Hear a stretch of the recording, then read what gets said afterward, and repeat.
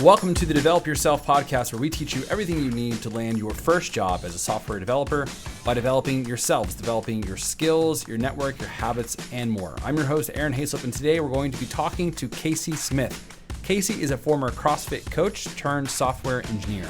Casey is a previous student of mine from the code school that preceded Parsity, which was called Project Shift. So if you hear Project Shift come up, that is essentially a reference to Parsity, except Project Shift was the in-person version.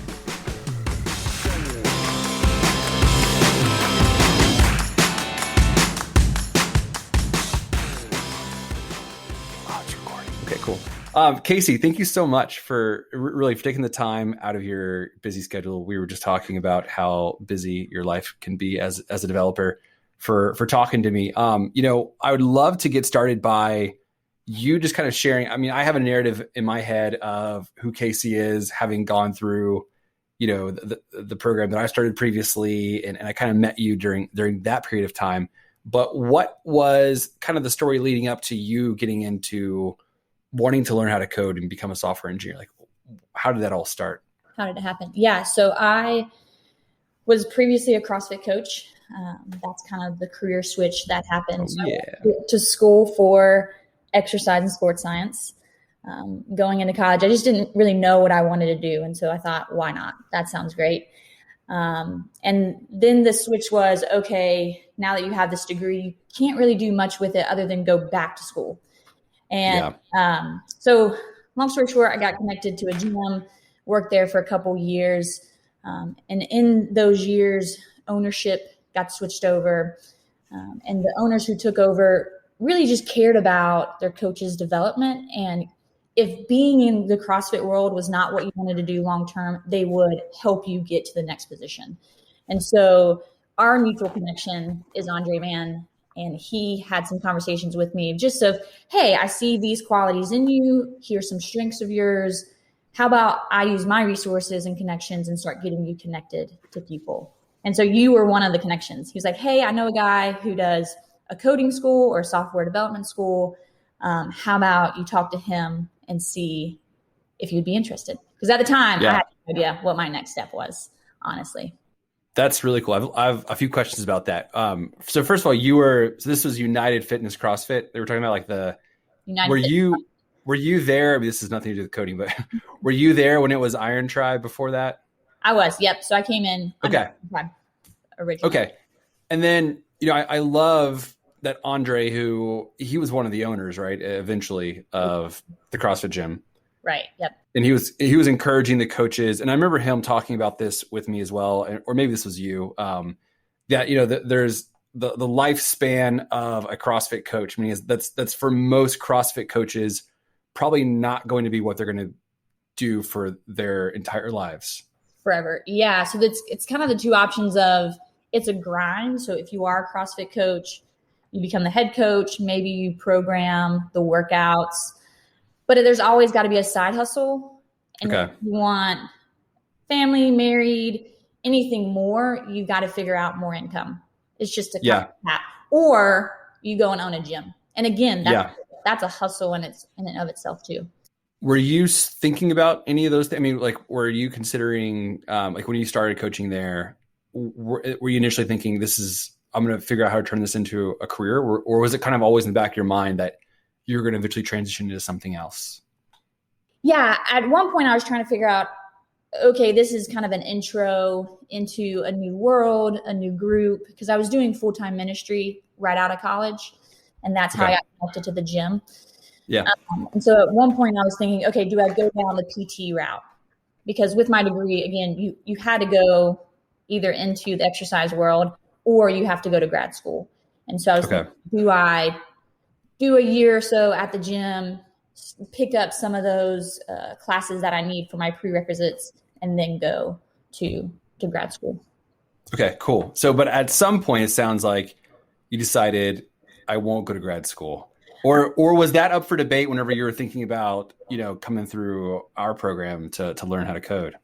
Yeah, I think I realized, even though I can interact with people, I enjoy people, I love people, I'm an introvert and it's exhausting. When I was thinking about PT school, I don't really want to manipulate your body. Like, I don't want to touch you.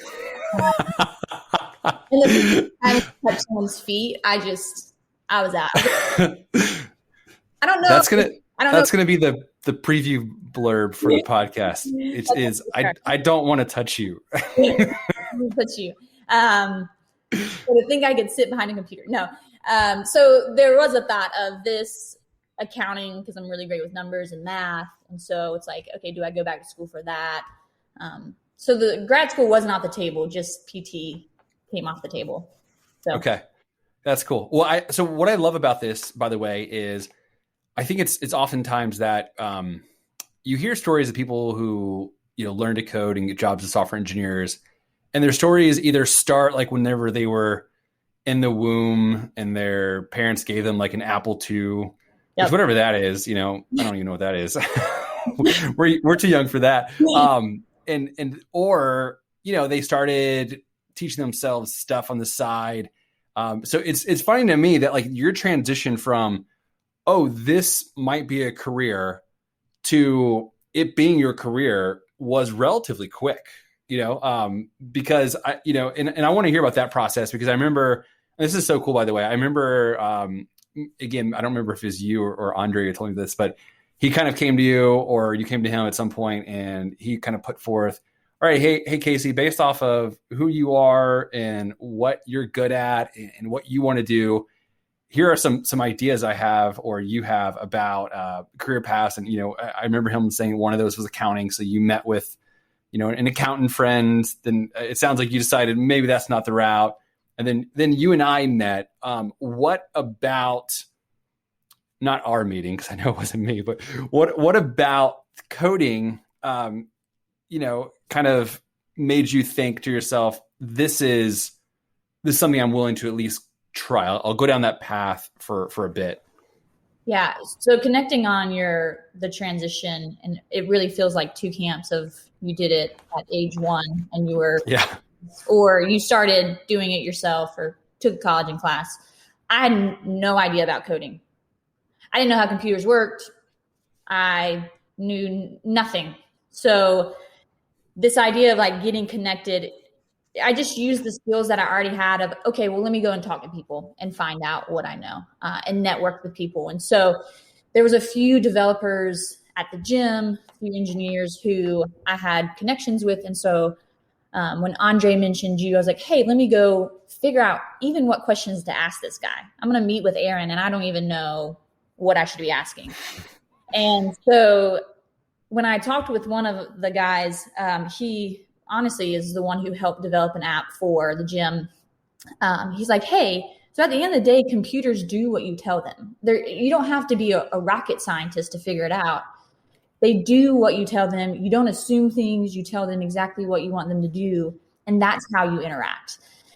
And so I was like, okay, cool. And so he gave me some questions to ask you. And then when I found out there was a prep course, I was thinking to myself, okay, this is a low stakes situation. I'll pay some money to try this intro course. And if I hate it, I'm out a couple bucks, but I learned something cool. So it's kind of win-win. And so that's how it at least started down the path with you, is we had a conversation about a prep course. And I was like, let's try it. And if it doesn't go well, I'm out a couple weeks and a couple dollars, Yeah. Oh, that's amazing. So the first time you ever wrote any code, was that in the prep course? Yeah.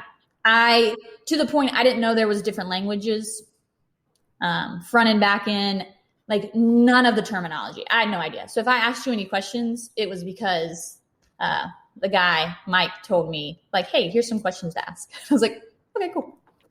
That's amazing. Real quickly, and we'll come back to this. So when was your last day as a CrossFit coach? Like month and year? Yeah, it was January 2020. And when was your first day at IBM? So it kind of stinks. It might have been sooner. We had COVID, but it was July 1st, 2020. But that's insane. You're talking about like 6 months, more or less. You were at CrossFit, you're doing this thing, and then 6 months later, and you're telling me that part of that, and I know that you started the prep course before you quit your job. But that is still so fast to go from that.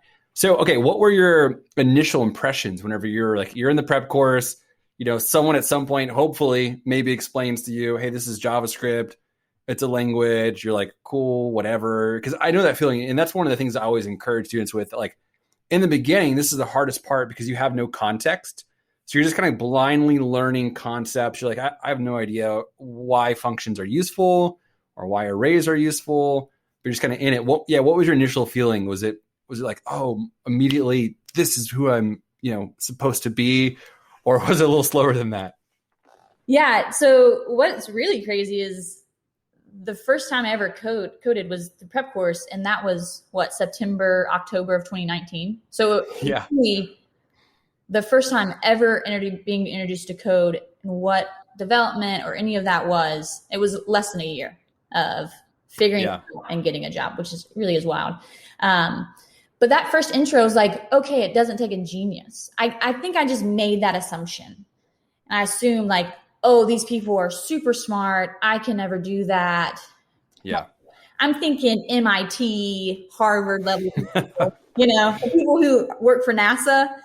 And that's just not true. It's kind of learning a language. But I think what really drew me in was it's problem solving. And so you just have to think through each step. And it's like, okay, what's the problem? Where am I trying to go? Then you figure out the in-between. And so we do that all the time. You just have to learn the language to communicate back to the computer. And so I was like, hey, I think I can do this, I love that. Yeah. It takes some fearlessness to do that. Because I think a lot of people get stuck in that spot where, I mean, I have probably that part of my own story, right? Of assumptions about, because I looked around when I was in college around friends of mine who were the computer science majors. I was like, whoa, I am not like that person. He or she is so much smarter than me. Maybe you say that because they don't have any social skills or something. I'm just kidding. But that's really cool. Okay. So by the way, do you feel like, because I do, and I'm trying to, identify what these things are, but what are the things that you think you possess or you were kind of made with that enabled you to do this quickly, if that makes sense? Because I don't think all people are like that. I don't think you obviously can't take anybody out of, coaching CrossFit and say, cool, 6 months from now, you'll be a full stack developer at IBM. Right. Yeah. I think it's a little bit of both, like something probably I was naturally given. So something I was born with, traits, but then also things that were over time developed. And so I think naturally I just love to learn. I'm super curious. I want to know the why, the how. But I think CrossFit really helped in the sense that something you already said, it's like you just trust the process. And so sometimes you don't really see where you're going, but if the person who's leading you trust, it's like, okay, I remember in the project, I don't know why I'm learning Backbone. This seems ridiculous, but Aaron's saying it's going to set me up for something else that I'll eventually use. And so it's just like trusting the process. Which you still get flack for. You do. Still get flack about Backbone. I try to when I'm talking to students, I'm like, no, trust Aaron. But yeah, I think curiosity. I'm also really good with patterns. I recognize patterns. If I see something done in one area, I can kind of say, okay, that's what's happening here. I need to use it in this way over here. I can copy that. And so I think those are probably the two big ones, is just recognizing patterns and just a curiosity, a hunger for learning. That's great. What was the most difficult part about, whether that be whenever you're first starting off in the prep course, whenever you were actually in the program, afterwards when you're job searching, what was the hardest part about like the whole learning process? Yeah, I don't know if you remember this conversation, but even in the project, I had these assumptions that it was going to be something more. Like even though I was picking things up, I was still missing something. You weren't shooting me straight. I'm like, hey, listen, these people are geniuses. And you're like, no. But we had a conversation and I said, Aaron, I feel like I'm just copying and pasting. You're giving us these projects. I'm learning code. And then I am going and doing these evals on my own. and I'm just copying and pasting. It's like, I can't do that in my job, you know? And you're like, no, that's how it works. That's how you learn. And so you told me that. And then I ended up having, I don't think I ever told you, about the same week, ended up having a conversation with someone who's been an engineer for 20 years. I mean, from the start of it all. And he said it without me even asking. He's like, yeah, some days, honestly, most days it's just copy and pasting. I see someone do a solution here and I'm like, I can use that in my problem, you know? I was like, oh, great. Well, I'm not far off. But yeah, I think it's just like laying it down and submitting. It's like, hey, you don't have to be a genius. It's not how it works, you know? Yeah, most of the time. And that's, I love that. Cause I think, you know, I remember Sean used to always say it that like good code is simple code, right? Like the code that you can read and most understand the quickest is the best. Like if you have a solution that's out of the box that no one else can understand, it's usually not a good solution because you're literally writing something for someone else to read. Like you're writing it for the computer, right? But you're also writing it for humans that come after you.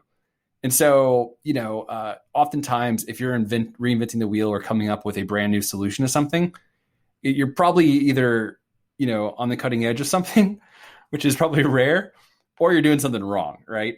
So if you're looking at other people's code to learn how they did it, you're probably in a good spot because there's a reason why they did it like that. And if as long as you can understand what's going on and the reason why they did it, and you can ask those difficult questions, that's usually the way to go, which is, I think, like you said, it's surprising and relieving because you're like, wait, there must be something missing here. I'm not getting something because this is straightforward. But and that's the last thing people expect software engineering to be, straightforward. Straightforward. That's it. Yeah. And I thought that had to be the case, you know, of just, I have to be doing something different than everyone else. And it goes back to what you said. And you said it one time. It's just like, hey, if you need brain surgery, are you going to trust a guy who has never done his procedure ever, but he thinks it's going to work, or the individual man or woman who has done the procedure 1,000 times and it's been successful every single time? It's like, you're going to take the doctor that has done it 1,000 times and has worked every time. Absolutely. We're really not usually the exception. We like to think we are, but we're really not. So it's like, hey, do the code. It's worked this way for a reason. You don't have to be something different. Yeah, that's really great. I want to hear a little bit more about the process by which you got connected to IBM. Like, and I actually literally don't know the story. Like, how did you find, I guess, the position, apply, get your foot in the door, get noticed, the interview process? What was that all about? Because, you know, it's hard for folks who have little to no experience to get noticed, much less get hired. Yeah, for sure. So what's funny is, I mean, I think the really cool thing about Project Shift is you all, and I mean, really shout out to Morgan for getting big partner connections and then getting us put in front of them by talks. So they would come and give talks. And so my first interaction with IBM was through kind of a talk that Morgan had set up. And it was with James and Jake from IBM, who were coming to talk to us about DevSecOps. And so that was the first time I had been introduced to them. And it was funny because for some reason I was going out, maybe it was lunchtime, and I was going out of WeWork, going down the elevator, and they got in the elevator with us afterwards. And so I was just chatting with them, and, you know, we're exiting the building, going separate ways. It was just like, hey, thanks for coming and speaking with us. Y'all have a great day. And as I'm walking to lunch, it's like, could I ever work at IBM? Like that sounds crazy. I was like, probably not. Nah, probably not. And that was kind of that. And then we get close to the end of it all. And this is probably like the end of March. And I think Morgan reaches out to me and says, hey, James reached out and asked for a couple people. He's looking to fill a role. I recommended you. And I think she might have said a couple others. Here's the application link to go and apply. And after that, it just kind of like snowballed effect. It was, I went and apply. I spoke with James, and he kind of got me in the interview process. But honestly, I think because of Morgan, he reached. That's cool. And Morgan, recommended a couple people, and so yeah. Well, shout out to Morgan. Can't take credit.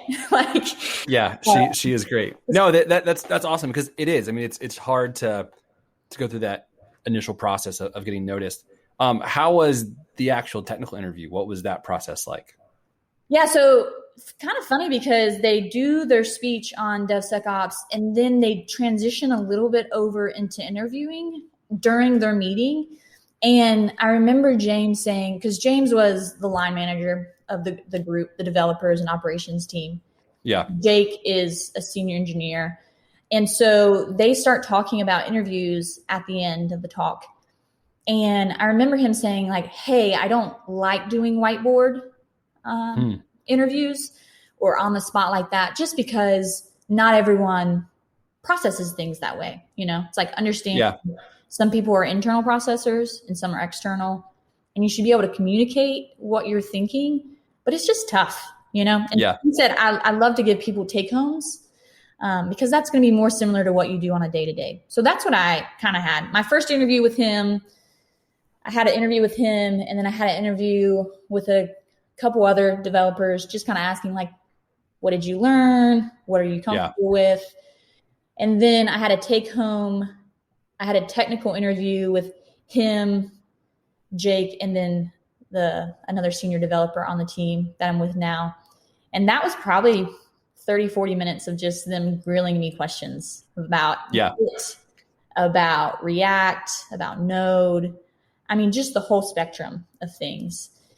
And then after I did the technical interview, or after I did the take-home eval, I had to present on that. And so I would answer code, explain my code. And then we hit COVID and it kind of just stalled. So it was like, we like you, we want you. IBM's not hiring right now. But like, and it was the beginning of April. That was oh wow, okay. Right when we were getting ready to graduate. It's kind of funny. The day we graduated, so we presented our projects, I got an email about 30 minutes after we were done. Hey, really like you, really want you to be a part of our team. IBM's not hiring. So it was like, dang, okay. That's crazy. I never knew that. Yep. Yeah. So and then fast forward July, and you end up getting the job though. Yeah, I ended up getting it. So it turns out well. But in the process, I think what I really appreciated about James is he was just honest and open the whole time. Yeah. And you said it, Sean said it, Morgan said it. It's just like, you're interviewing them as much as they're interviewing you. Yeah. So things that I really value, going back to communication and trust. And so the whole time he was just honest with me. James was just honest of where they were. And he was like, look, I can't ask you to stop looking for other jobs. And if you go on to another team, I totally understand. I get that. Like, you have to get your money. But we do like you. We do want to hire you. I just don't know when it is. And so he would check in every now and then. Oh, wow. That's amazing. Every other week, and just say like, hey, do you have any questions? This is where I'm at. And then it was probably end of May, June, where he was like, hey, we're back in the process. I've got to get you back in the system and we're going to move forward. And so, cool. Yeah, it worked out. Freaking COVID, man. So this is James Skeen, right? James Skeen. Yep. All right. Shout out to James Skeen. We're throwing the shout outs we're like, oh, we're just because we know everyone's listening to this. I mean, that's a big deal. That's what's going to happen.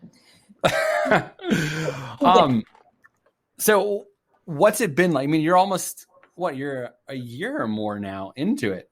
A year, yeah. So this month was a year. It's full blown.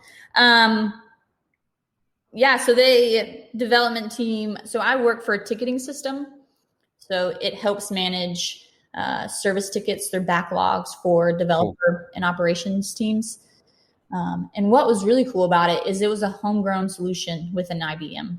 So James's team had a problem, and they were kind of given the okay after they pitched an idea to make it happen. So this isn't something that necessarily the outside world sees, but it's something that IBM had a problem. developers came along and solved the issue for this group. And so that's what I've been a part of. But yeah, I hit the ground running. I mean, literally got thrown in. It was just like, hope you know how to swim, because here we go, you know.